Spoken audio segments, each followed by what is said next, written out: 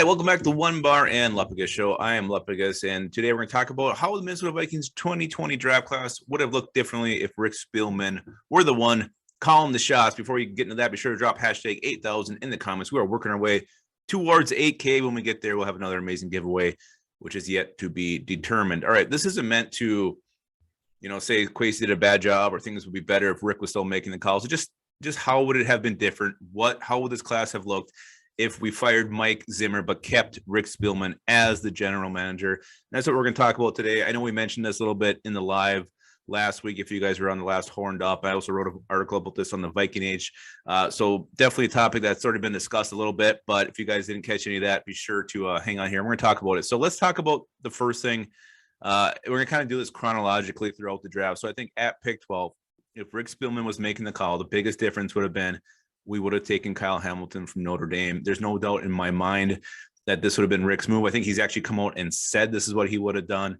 And there's a couple of reasons to his history of just pointing to this that make it true. Number one, Rick Spielman loves when elite talent falls into his lap. I mean, everybody should, but I mean, Spielman last year, Darrisaw year before, Justin Jefferson falls to him.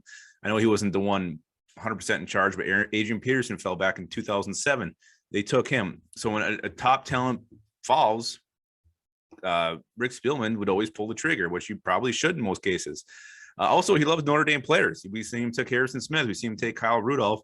He always likes going back to Notre Dame anytime he can. In fact, Kyle Hamilton was there, was the best player on the board, probably one of the best players in this draft. He would have pulled the trigger, and Kyle Hamilton would have been our pick at 12, and I wouldn't have been as shit-faced drunk as I was after round one.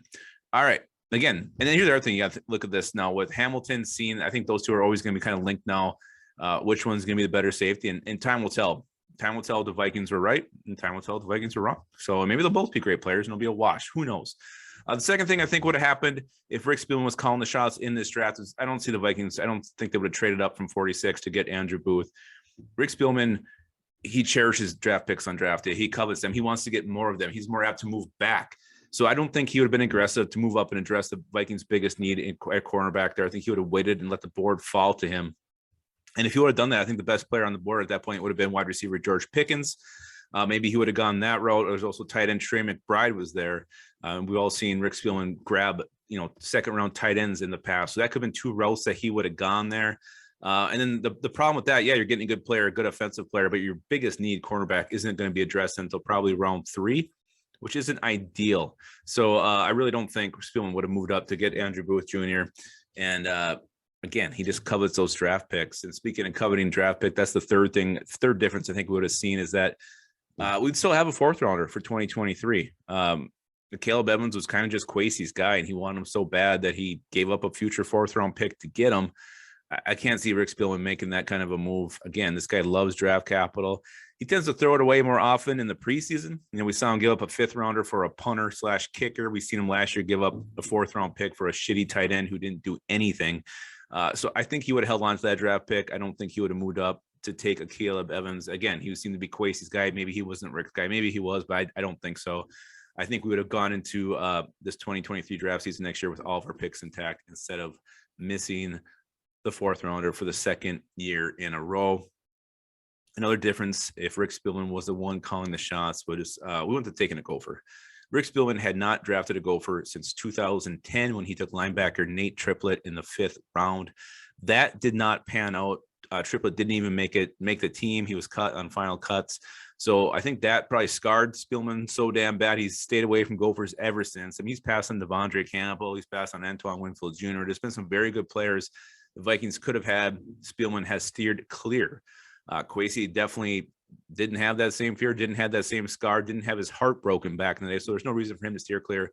The Vikings get Asese Adomeo, which I'm actually pretty excited about. I'm excited how he can fit into this team, and I think he may actually be a 5th rounder who has some good production for the Vikings over the years. So definitely would not have taken Asese if Rick Spielman was making the calls here, because he just does not draft Minnesota Golden Gophers.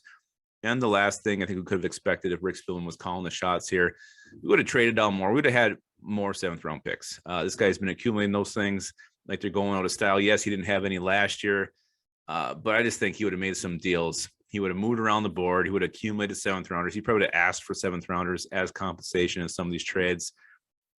he would have had at least 3 picks in the 7th round. I have no doubt about that at all. Rick Spielman loves those late round picks. I think his whole philosophy is the more picks I have, the better chance I'm going to hit on one of them. So I think he would have had a lot more. The Vikings would have had a lot more action in the 7th round of the 2022 NFL draft, as opposed to Kwesi actually moving up and, getting this thing done pretty early in round 7. So those are my 5 things I think would have been different with the Vikings 2022 draft class if Rick Spielman was the one calling the shots. Let me know if you guys have any more, if there's any you think I'm crazy on, if you think we would have maybe had the same exact class if Rick Spielman was in charge. Let me know in the comments. Don't forget #8,000, and don't forget to keep your skull in your hole.